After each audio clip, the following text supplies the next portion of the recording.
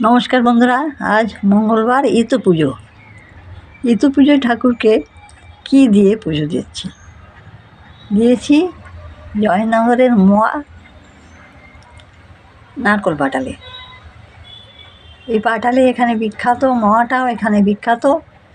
জয়নগরের মোয়া তো ভীষণ ভালো, সব জায়গাতে মোয়া পাওয়া যায়, তবে জয়নগরের মোয়ার বেশি নাম আছে।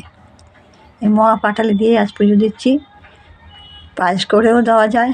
নতুন গুড়ের জিনিস বছরের প্রথম ইতু ঠাকুরকে বা দেবতাকে দিতে হয়। সমস্ত দেবতাকেই দিতে হয় বছরের প্রথম জিনিস দিয়ে পুজো দিচ্ছি। সর্বদেবতায় নমঃ, সর্বদেবতায় নমঃ, সর্বদেবতায় নমঃ।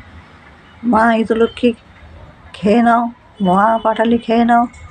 প্রথমে আমার নাতি এসে পুজো করে গেছে একবার, আমার ছোটো নাতি, সে এসে প্রতিদিন পুজো করে, তারপরে আমরা আবার পুজো করি।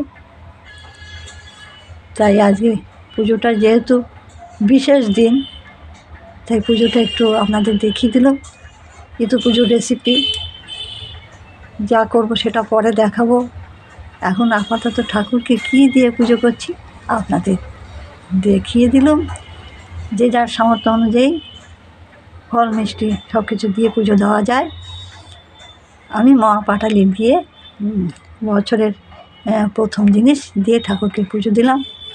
সর্বদেবতায় নমঃ, সর্বদেবতায় নমঃ, সর্বদেবতায় নমঃ। মোয়া পাটালি খেয়ে নাও, সর্বদেবতায় নমঃ, সর্বদেবতায় নমঃ। মা ইতুলক্ষ্মী মোয়া পাটালি খেয়ে নাও, সর্বদেবতায় নমঃ, সর্বদেবতায় নমঃ, সর্বদেবতায় নমঃ। ধূপও দেখিয়ে দিল। এইভাবে আমি পুজো করে নিলাম।